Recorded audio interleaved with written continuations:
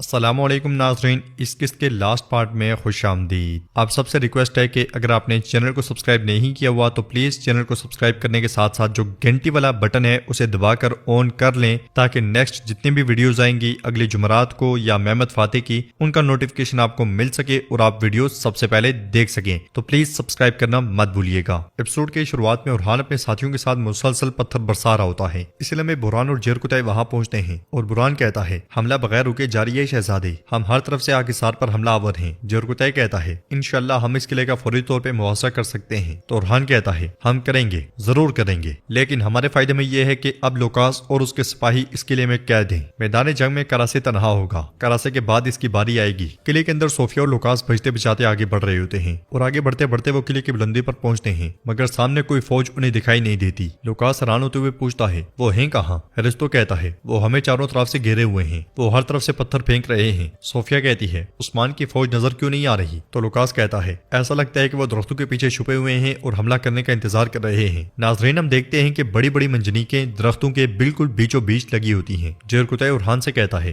اب جبکہ ان کتوں پر پتھر برس رہے ہیں وہ شیطان خود کو محل سے باہر نہیں نکالیں گے۔ برہان کہتا ہے لیکن ہم احتیاطی تدابیر نہیں چھوڑیں گے، انہیں ایک لمحے کے لیے بھی محاصرے کی چال پر شک نہیں ہونا چاہیے، خاص کر کے کراسے صاحب کو۔ چنانچہ کراسے صاحب جنگ میں اکیلے رہ گئے ہیں۔ ایک پتھر اڑتا ہوا بالکل لوکاس اور صوفیہ کے منہ کے سامنے جا لگتا ہے، وہ دونوں خود کو بچاتے بچاتے ایک دم سے گر جاتے ہیں۔ صوفیہ چلاتے ہوئے کہتی ہے فوراً فوج نکالو، انہیں عثمان کی فوج کو تہس نہس کرنے دو۔ لوکاس کہتا ہے عثمان منجنیق سے ان دیواروں میں کھلنے والے ہر سوراخ کو میں تمہارے جنگجوؤں کی ہڈیوں سے بھروں گا۔ ادھر برہان کہتا ہے اب جنگ کا وقت ہے، چلیں کراسے صاحب کے خلاف جنگ میں اپنے حضور کو اکیلا نہ چھوڑیں۔ وہ سب چلے جاتے ہیں مگر سپاہی پتھر برسانے نہیں چھوڑتے۔ کائی قبلے میں بالا خاتون حلیمہ کی قبر کی جانب بڑھ رہی ہوتی ہیں اور قسمت سے پوچھتی ہیں کیا گھونچا لوٹ آئی ہے قسمت؟ تو قسمت کہتی ہے نہیں، وہ واپس نہیں آئی۔ بالا خاتون آپ اس وقت قبر پہ کیوں آ رہی ہیں؟ کیا آپ نے پھر سے خواب دیکھا ہے؟ تو بالا خاتون کہتی ہے ہر بار ایک ہی خواب قسمت، لگتا ہے حلیمہ کو میری دعاؤں کی ضرورت ہے، حال ہی میں میرا دل بہت گھبرانے لگا ہے۔ قسمت کہتی ہے کیونکہ عثمان صاحب اور شہزادے جنگ میں گئے ہیں تو آپ کو ایسا لگتا ہے، انشاءاللہ وہ صحیح سلامت واپس لوٹیں گے۔ بالا خاتون سے پانی لیتے ہوئے کہتی ہیں تم باجیان کے پاس جاؤ اور تیار رہو، ضرورت پڑی تو ہم مدد کرنے جائیں گے۔ یہ کہتے ساتھ ہی بالا خاتون قبر پہ پانی ڈالنے لگ جاتی ہیں، پھر بیٹھ کر دعا مانگتی ہیں۔ حلیمہ چھپ کر انہیں دیکھتے ہوئے کہتی ہے تمہیں آج مار ڈالوں گی بالا۔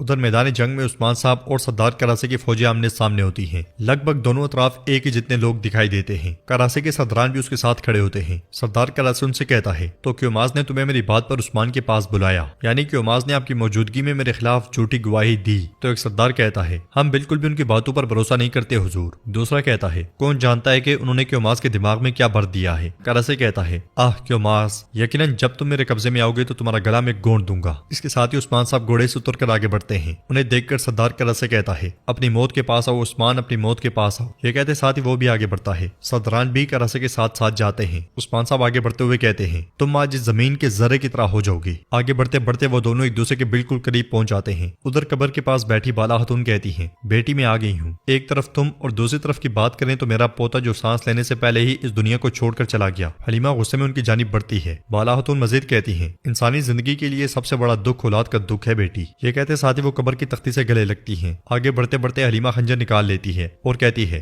میں آپ کا بدلہ لے رہی ہوں ماں۔ قبر کے پاس پہنچ کر وہ جیسے ہی خنجر اٹھاتی ہے تو بالا خاتون گا رہی ہوتی ہیں سو جاؤ بیٹی سو جاؤ، میں اور تم ساتھ رہیں گے، سکون اور تسلی سے سو جاؤ، تمہارے فرشتے تمہارے ساتھ ہیں۔ یہ سنتے ساتھ ہی حلیمہ رک جاتی ہے اور خواب کو یاد کرتی ہے جب اسی طرح کے الفاظ اس نے سنے تھے۔ اس خیال کے بعد بھی بالا خاتون کہہ رہی ہوتی ہیں سو جاؤ میری بیٹی سو جاؤ، سکون سے سو جاؤ۔ ان کی باتیں سنتے ہوئے حلیمہ ششو پنج کا شکار ہو جاتی ہے۔ غصے اور غم کے ملے جلے تاثرات ہوتے ہیں۔ آگ کے سار قلعے میں لوکاس صوفیہ کے ساتھ آگے بڑھ رہا ہوتا ہے اور ان پر پتھر اب بھی برس رہے ہوتے ہیں۔ ہیرستو ان کے پاس آ کر کہتا ہے باہر کوئی فوج ووج نہیں ہے۔ لوکاس پوچھتا ہے کیا مطلب کہ کوئی فوج ووج نہیں ہے؟ صوفیہ کہتی ہے عثمان نے ہمارے ساتھ کھیل کھیلا، اس نے کراسے صاحب کو چارہ ڈالا۔ سن کر لوکاس آگے بڑھتے ہوئے کہتا ہے لعنت ہو عثمان، تم پہ لعنت ہو۔ میدان جنگ میں عثمان صاحب کراسے سے کہتے ہیں میں نے سوچا کہ تم اپنی پوری طاقت کے ساتھ آ رہے ہوگے، لیکن جنہیں میں نہیں دیکھ پا رہا وہ بہت سے ہیں، کہاں ہیں وہ کفار جن کے ساتھ تم نے تعاون کیا کراسے بے؟ کراسے کہتا ہے سرائے میں تم میرے سرداروں کا دماغ تبدیل نہیں کر پائی، یعنی اب دوبارہ کوشش کر رہی ہو۔ تمہیں پتا ہونا چاہیے عثمان کہ تم مجھے اپنے ان بے بنیاد الزامات سے نہیں ہرا سکتے۔ اب وقت آ گیا ہے کہ مردانہ وار طریقے سے تلواریں کھینچو۔ جواباً عثمان صاحب کہتے ہیں مردانگی سے، ہاں تو مردانگی سے۔ اس لیے میں ارحان، برہان اور جرکتہ کے ساتھ وہاں پہنچتا ہے اور گھوڑے سے اترنے کے بعد عثمان صاحب سے کہتا ہے حضور کافر کے ٹھکانے آ کے سار سے آ رہا ہوں۔ نہ لوکاس نہ وہ شیطان جسے صوفیہ کہتے ہیں ان کا کوئی بھی سپاہی اس قلعے سے کوئی بھی باہر نہیں نکل سکے گا۔ یہ سنتے ساتھ ہی سردار کرا سے پریشان ہو جاتا ہے اور عثمان صاحب کہتے ہیں ہاں کرا سے بے، آپ کے دوست کہاں ہیں؟ وہ سب قلعے میں پھنس گئے ہیں، وہ اپنا سر تک نہیں نکال سکتے۔ کرا سے بے آپ اکیلے ہیں۔ تو کرا سے کہتا ہے میرا کوئی دوست نہیں ہے سوائے ان کے کہ جو میرے پیچھے کھڑے ہیں عثمان۔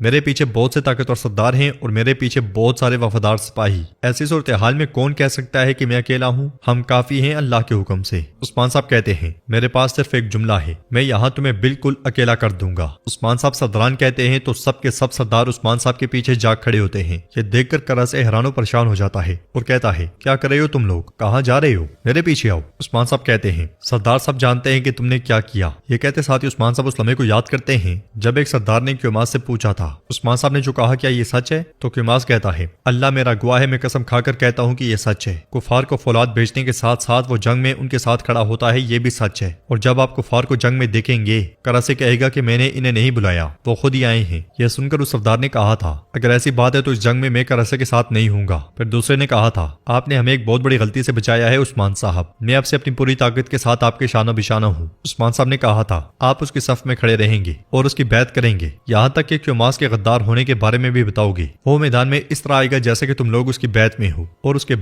کے بعد کا کام قیوماس کے ذمہ ہے۔ اس خیال کے بعد عثمان صاحب کہتے ہیں تمہاری طرف سے کی گئی بدماشیاں اس میدان میں کوئی بھی ایسا نہیں ہے جو نہ جانتا ہو۔ کراسے بے اب جھوٹ بولنا بند کریں۔ کراسے غصے سے کہتا ہے قیوماس تم نے اپنی موت کا فرمان لکھا ہے۔ عثمان صاحب کے پکارنے پر قیوماس سامنے آتا ہے۔ عثمان صاحب ہاتھ اس کی جانب بڑھاتے ہوئے کہتے ہیں تمہارے سردار تمہیں بہت یاد کر رہے ہیں، ہر جگہ تمہارا نام کہہ رہے ہیں۔ کراسے بے ایسا ہی ہے نا؟ تو قیوماس عثمان صاحب کے ہاتھ کا بوسہ لیتے ہوئے کہتا ہے آپ سے میرے سردار آپ ہیں عثمان صاحب، اللہ آپ کا سایہ ہمارے سروں پر سلامت رکھے۔ یہ دیکھ کر کراسے کو بہت غصہ آتا ہے اور وہ غدار کہتے ہوئے تلوار بے نیام کر لیتا ہے، مگر عثمان صاحب کہتے ہیں اپنی زبان اور ہاتھوں کا خیال رکھو ورنہ میں انہیں اتار پھینکوں گا۔ اس کے ساتھ ہی قیوماس اٹھتا ہے اور سپاہیوں کی جانب بڑھتے ہوئے کہتا ہے سپاہیوں جس کے پیچھے آپ کھڑے تھے، جس کے کہے گئے الفاظ سے آپ خوفزدہ تھے، وہ کراسے صاحب ان لوگوں کے ساتھ شراکت داری رکھے ہوئے ہے جو ہمارے خون کے پیاسے ہیں۔ اب میں تم سے کہتا ہوں کہ آؤ اور ہتھیار پھینک دو، اپنی زندگیاں فضول میں ضائع نہ کرو۔ یہ کہتے ساتھ ہی قیوماس جا کر عثمان صاحب کے پیچھے کھڑا ہو جاتا ہے۔ سپاہی کراسے کے جھنڈے چھوڑ کر آگے بڑھنا شروع ہو جاتے ہیں اور پہلا ہتھیار پھینکتے ہوئے کہتا ہے کیا ہم کفار کے ساتھ ایک ہونے کے لیے اپنی زندگیوں سے دستبردار ہوئے؟ دوسرا کہتا ہے اگر سردار تمہارے ساتھ نہیں ہے تو میں بھی نہیں ہوں۔ تیسرا کہتا ہے تمہارا راستہ اب میرا راستہ نہیں ہے۔ ایک کے بعد ایک سپاہی ہتھیار کراسے کے سامنے پھینک کر عثمان صاحب کے لشکر میں شامل ہونا شروع ہو جاتا ہے۔ دیکھتے دیکھتے ہتھیار بڑھتے جاتے ہیں اور آخرکار کراسے کے پاس مٹھی بھر سپاہی بچتے ہیں۔ کراسے کے مقابلے میں عثمان صاحب کا لشکر کہیں گنا بڑا دکھائی دیتا ہے۔ یہ دیکھ کر کراسے کہتا ہے تم پہ افسوس ہے تو میں اتنا وقت اپنے ساتھ سام پالتا رہا۔ جواب میں عثمان صاحب کہتے ہیں تم ابھی تک خود کو ہم سے بلند سمجھتے رہے ہو، بتاؤ ہمارے ساتھ جنگ کرو گے؟ کراسے کہتا ہے نہ لوکاس نہ یہ غدار، چاہے ان میں سے کوئی بھی موجود نہ ہو، جب تک تمہاری جاسوسہ بیگم خاتون میرے پاس ہے برتری میرے پاس ہے عثمان۔ یہ سن کر عثمان صاحب علاؤالدین کو پکارتے ہیں تو علاؤالدین دو لال تیر چھوڑتا ہے، ایک دائیں طرف دوسرا بائیں طرف، جھنڈے اٹھائے دو دستے آگے